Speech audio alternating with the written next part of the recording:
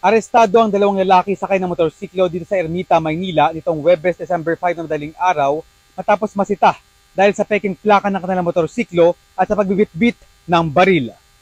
Ayon kay Police Captain Rolly Magusib, Commander ng Bukobo PCP, nagsasagawa ng pagkapatrolya ang kanilang tauhan sa kahabaan ng Mabini Street corner Akiza Street nang masita ang mga suspect.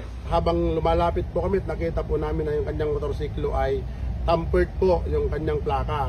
Habang sila po ay kinakausap, yun pong isang nakamotor po na nakasama sa motor ay biglang pinaharurot po yung motor kasama ng kanyang isang suspect na kung saan ay hinabol po ng ating mga tauhan. Yung motorsiklo po ay sumemplang. Habang bumabangon po yung isang suspect ay akmang bubunot ng kanyang baril.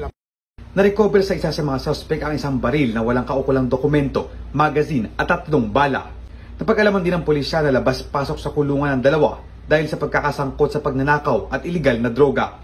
Dagdag pa ng PNP, miyembro rin sila ng notorious na grupo na sangkot sa iba't ibang katiwalian. Inamin ng suspect na nagmaneho ng motor na wala siyang lisensya, pero itinanggi na nila ang iba pang paratang. Wala lang po akong lisensya noon, ma'am. Wala lang po akong lisensya, nagsabi po ako. Hawak na ng Ermita Police Station ang mga suspect na nahaharap sa kasong paglabag sa Motorcycle Crime Prevention Act at Comprehensive Firearms and Ammunition Regulation Act. Mula rito sa Ermita, Maynila, Christopher Sitson, ABS-CBN News.